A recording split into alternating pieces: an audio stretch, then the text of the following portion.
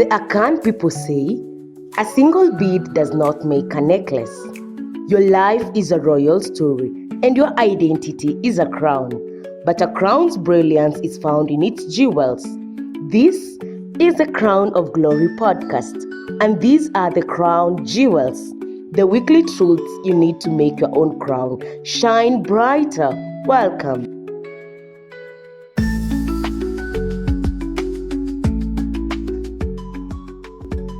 Welcome back. Last week, as we began our Advent series, we opened the jewel of prophecy, clinging to the hope of the coming King.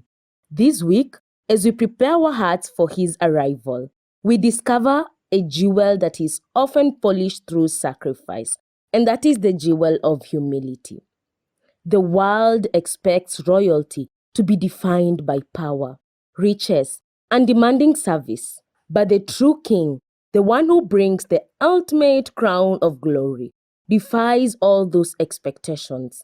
Today we reflect on the stunning paradox of his birth and life, the power of making oneself nothing. When we think of a crown, we imagine authority, a symbol that demands obedience. But the king we wait chose a different path. He traded the highest crown for the lowliest position. Think about the conditions of his entry. A census forcing his parents to travel, no room in the inn, and a manger as a crib.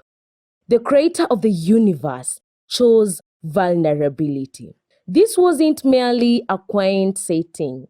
It was a profound theological statement. It demonstrated that God's power is revealed not in domination, but in submission. The act of becoming human, of limiting his divinity and taking on flesh, was the greatest act of humility in history. He didn't cling to his rights as a king. He laid them aside to serve us. This is what makes his royalty, and the crown of glory he offers, so radically different.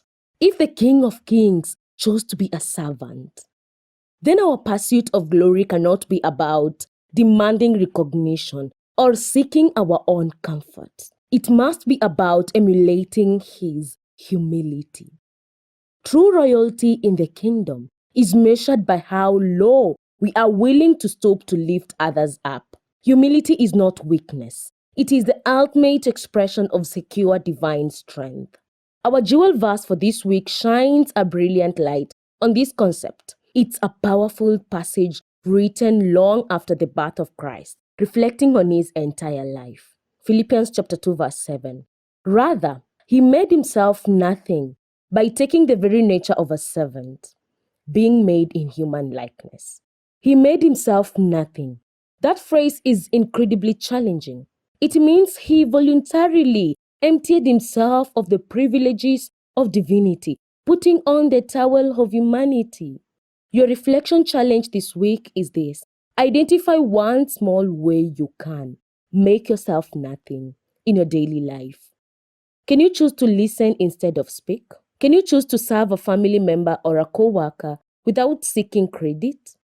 Can you intentionally put someone else's needs before your own comfort?